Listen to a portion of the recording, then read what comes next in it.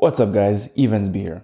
A few weeks ago, I shared a video on how I actually failed to shoot and had to reshoot it to fix some things I did not like. I think this video was a bit cathartic as it helped me basically work through the process, how you fail and how you fix anything that doesn't go so well during your shoot.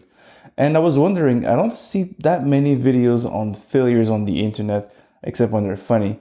So I was wondering if any of my friends that are also photographers have any stories to share on how they had to reshoot or actually work through a very difficult situation in order to come up on top. On that note, here are three of my friends, Rob Hall, Francisco, and Daryl, sharing their stories on how they had to overcome a lot of odds in order to fix a shoot or actually make a shoot go good. And I want to thank them for participating and also sharing their stories. It doesn't really look good for most people because we are used to the model of just sharing your good hits on the internet. So I want to commend them for actually going forward and sharing their information and how they actually had to overcome. And I hope what we're doing right now here is inspiring you to just keep pushing forward, keep on shooting, like go back to it, because it happens to everyone. Every professional photographer, anyone that is trying something will eventually fail, and you only have to bounce back. So again, I want to share these stories, and here they are. So right now I'm talking to Rob Hall, a good friend of mine. You've seen him on the channel before. So if there's no one that doesn't know him, well, you're weird. But in case it's that one person that doesn't know who Rob is, Rob, can you introduce yourself, please? Sure. Name is Robert Hall. I am an editorial photographer from Michigan. For the last few years, I've posted a ton of videos on flash photography, lighting equipment, and a little bit about just broader photography technique on YouTube. And I'm Rob Hall Photo on every social media platform.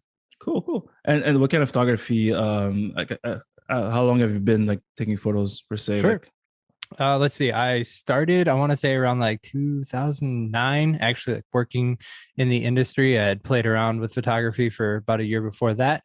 And I did primarily weddings for pretty much like a decade of my career. And then around 2019, yeah, I was like trying to think back here. around 2019. 2020 was the year. It was weird. Yeah, exactly. I didn't work at all in 2020. Yeah. No, but actually late 2018 is when I kind of made a hard switch to editorial photography. Picked up a pretty consistent client that allows me to focus primarily on that. So at this point, it's pretty much editorial work, occasional like marketing stuff for other brands, and then doing the social media stuff. Cool. And within those shoots, because the goal here, that podcast, that discussion for that video is I had a shoot that didn't go quite so well that I had to reshoot. And I was wondering, did you have any similar experience of failure? Because I think it's important to talk about these things. It's not something that the industry will go out there and say, hey, I failed this shoot. Yeah, look at me. Yeah. Yeah. It's nobody, like, we all like to flex, right? Exactly. That's the point of this industry, is to like flex your best stuff, put your best stuff out to the world. But failure is really important. It's important to like stay honest about it. And I would say I've had a couple instances of failure, but like one that sticks out really bad that I pretty much have PTSD from. Really? Wow. Yeah. So can you tell us, like, without of course revealing anything that would incriminate you? No sensitive details. No sensitive details. I've actually thought this out a little bit. Like this, I don't think there's any way for me to get in trouble for this. Yeah, it was a paid wedding. Okay. So this is a wedding job. However, just in case any of my clients in the future end up stumbling on this video, I do want to say that this was like before I started my own business and serving them. So this was not a couple that hired Robert Hall Photography. This was my first year in the industry, photographing weddings as an independent contractor for other companies. Very like budget turn and burn type stuff, right? Mm-hmm.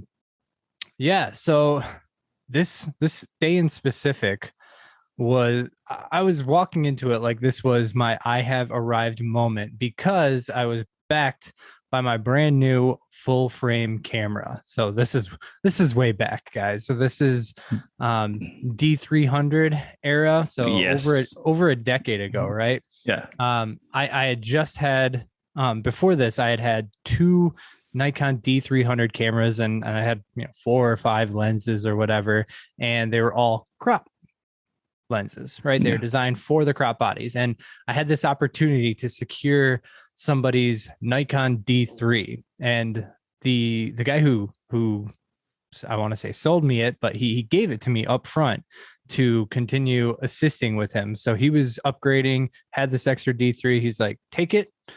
I want you to get on this full frame route.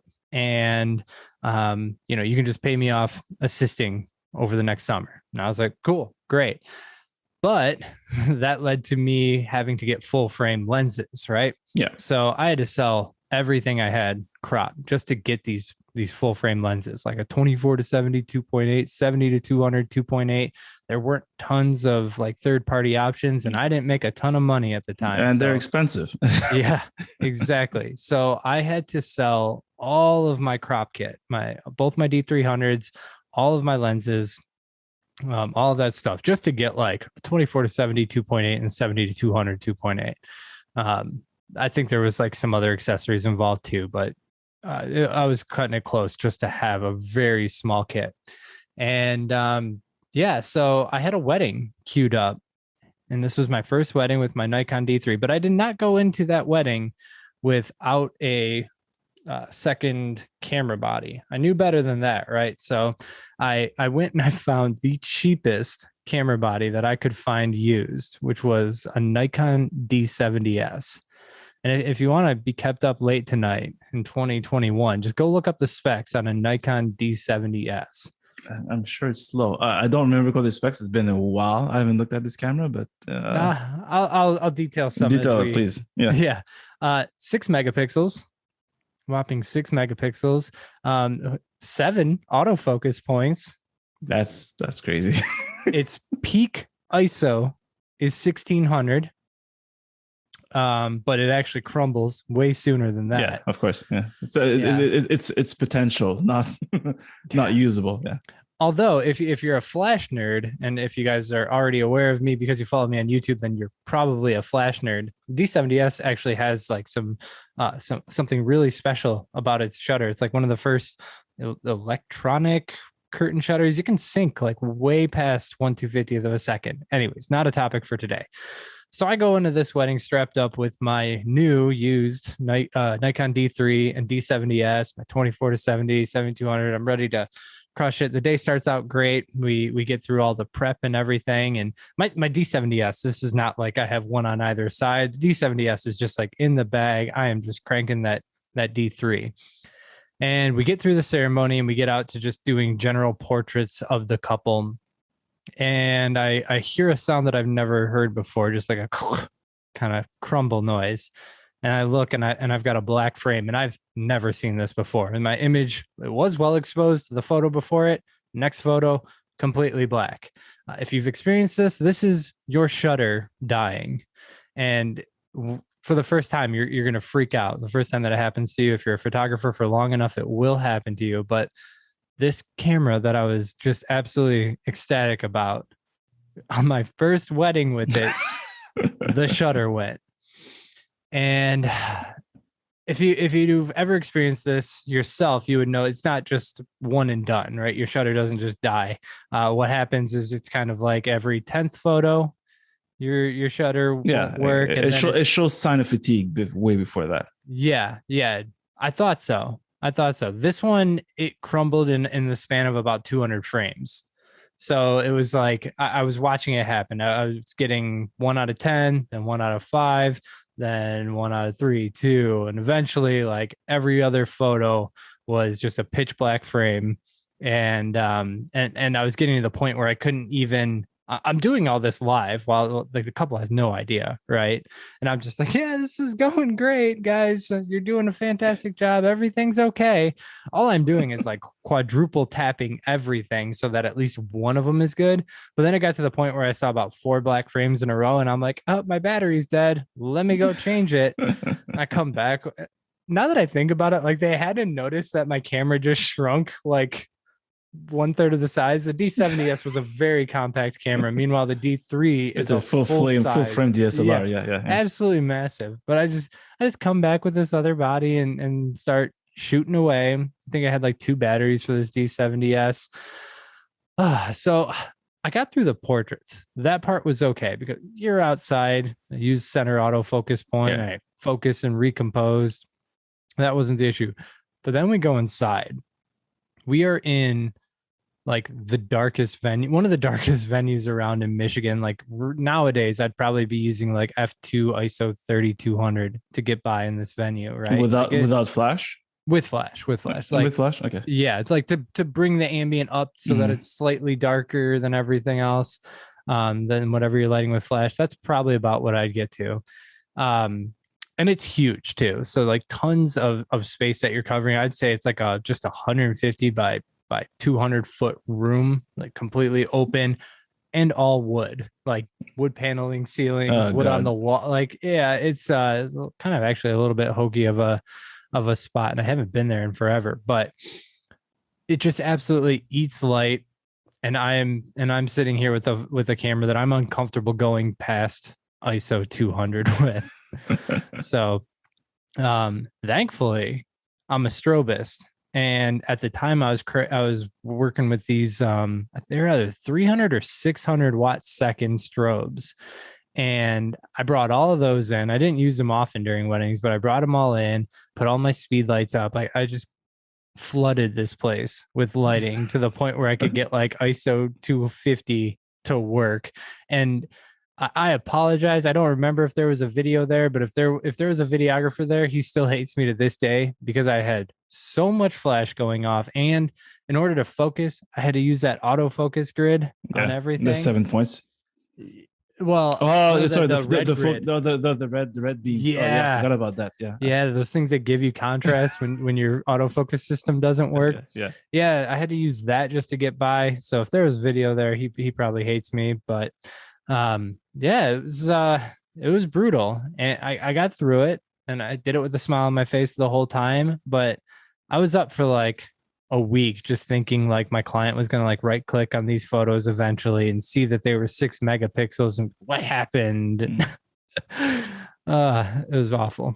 But so what I get from that, I mean, because most of the stories that I heard from, like, let's say Francisco or Daryl is Darrell. Sorry, I said Darrell.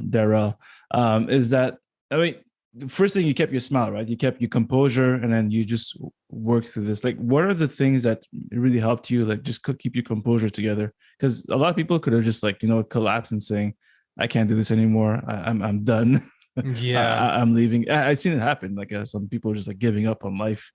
I think I knew really early on that one of the biggest keys to your clients having a good time in photography, or I'm sorry, enjoying their photos in photography, is having a good time.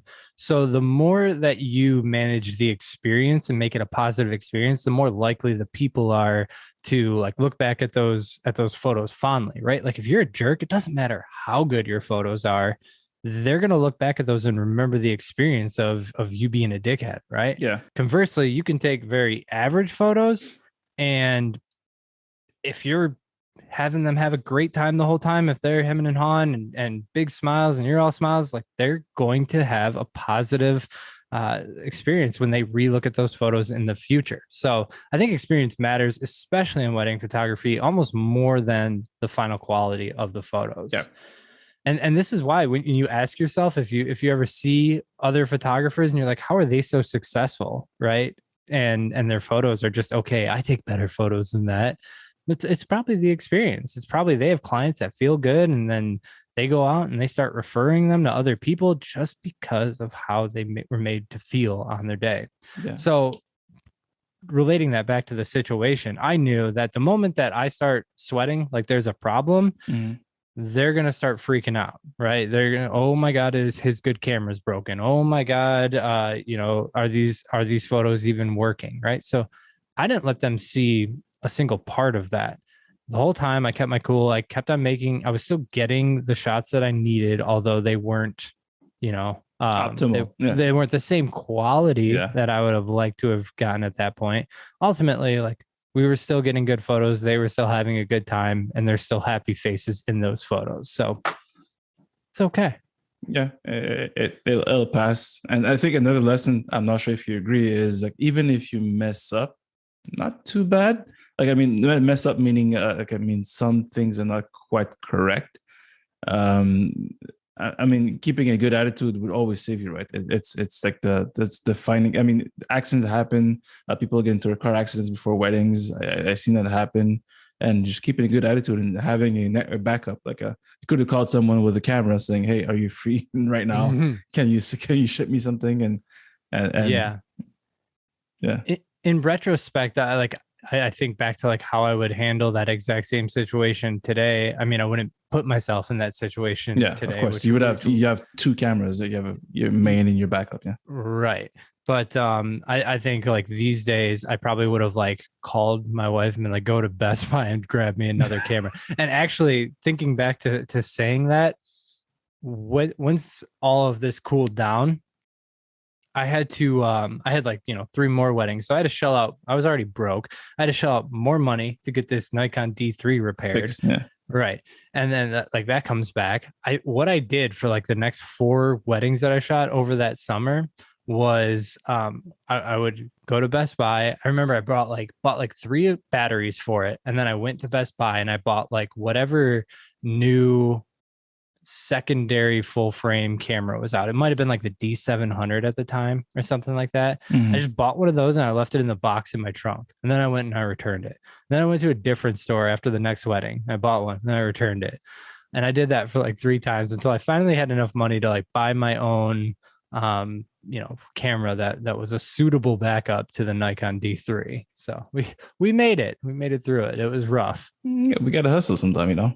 Yeah, Yeah. not my finest moment, but again, these were all things I learned prior to starting my own business.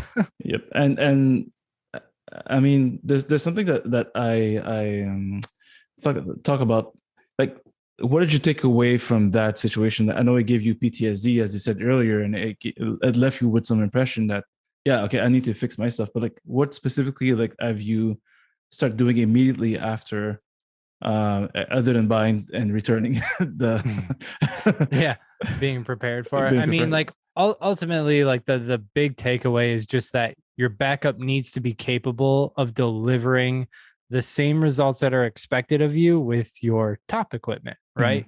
So like even today, I don't even have 2 of the same camera body. I have 3 different camera bodies, but ultimately in any situation that I'm in, I'm safe to like deliver the results that are expected of me.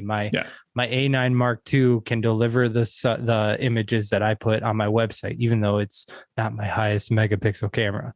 Yeah, so I think just as long as you can deliver the quality that's expected of you, I would never promise my clients to get 60 megapixel images, right? I would never set myself up for that because my backup couldn't handle that. Yeah. So I think that is like the primary takeaway. But I think a little sub takeaway is I look back at those images inside, and I'm not sharing any of these, FYI. That's fine. That's totally fine with me. Six But megapixels nowadays? I don't want the No, client no, to to be like, exposed to yeah, this yeah, story. That's exactly. fine. Yeah. Yeah, because like right now they don't know who it is. No, I mean maybe somebody from my early years sees this and checks that EXIF data, and they're gonna. I might have deleted it actually, or even changed the EXIF Well, 10 data. years ago, your warranty passes typically. So, like, yeah. Oh yeah, sorry. Actually, the business that they hired me through isn't even a business anymore. So So you're safe. But there's no, no don't issue. share. Yeah. Anyway, Chelsea, it was your wedding. No, I'm just kidding. It's not a Chelsea. Um, yeah. So what was I even saying? Oh, like when I look back at the photos, I'm like, provided you view these on a 1080p monitor, these don't look too bad. Like the whole all the other essence of good photography is still there, right? Like the photos are sharp enough. There's happy people. They're well exposed. Everything looks okay. And ultimately, I think that a lot of us can get caught up as photographers in every single technical aspect, like Mhm. sharpness and megapixels, and I need it, I need it, I need it. And I think we all need to recognize what actually makes its way to improving the quality towards the client. Because again, like experience is going to matter more than megapixels in most Yeah. scenarios. Yeah, cool. And also, I think it goes back also to the fact that having better composition is more important than better gear. Having better lighting technique. Well, I would rather take a off-camera flash photo with a crappy camera than a crappy camera. Let's say Rebel, whatever, versus like a very bad photo taken with an A7R3 or 4 or 5, whatever, like Yeah. whatever it were. So That new A7R5, I've been testing it. yeah, it's great. I have the 6. I'm waiting for the vaccine, but as soon as I have the vaccine, I'll have the 6 in my hands. So it impacted your future shoots in meaning that you basically protected yourself by just not getting more gear, because it would be the wrong thing, but at least having a safety plan that will ensure standardized, especially in wedding photography. I think it's critical, like standardized experience or standardized delivery with everything, right? So yeah, I mean, like part of it is, I think, like I would never contract myself to something like megapixels. Yeah. Right. Or just anything that I can't deliver with every piece of gear that I own. So like I know my contract over the last decade has evolved so much to include so many things, and that's every time it's like because of an experience that you didn't expect. And I think a lot of us just were faced with that with COVID, right? Like how many people had a force majeure clause in their contract in advance of it, but now everybody does. Yeah. And I know you gave some takeaways also, but as that failure happened and then you've clearly evolved, it's been like so many years that should happen. Any advice, like a parting advice to people that are seeing this, that have experienced a failure in their shoot, even if it's a personal shoot or anything that you can do to bounce back? Because now I know you, and you're very confident and you're very assertive, and you can psychologically easily overcome that situation, that you found a solution, and then like you just it kind of goes away in your mind and you just go back to the next thing.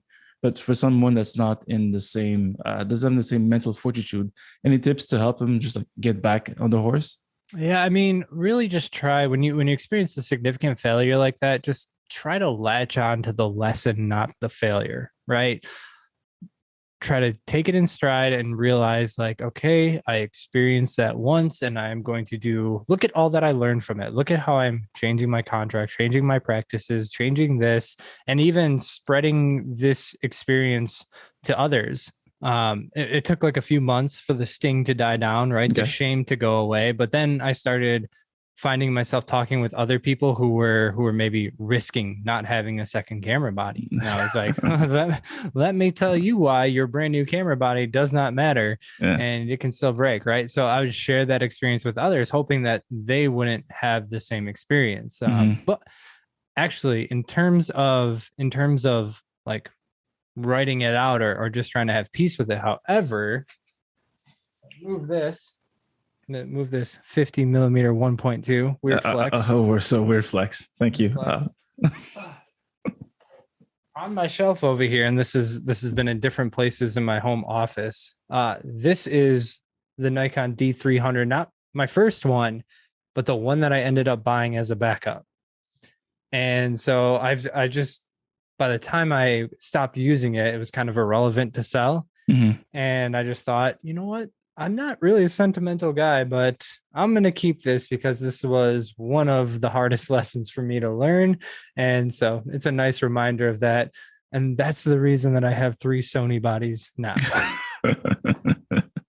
Well, keep that in mind. If ever your camera fails, keep it. I think that's going to help you move forward. That'll help you to buy more cameras. Yes, absolutely. And more Sonys, please.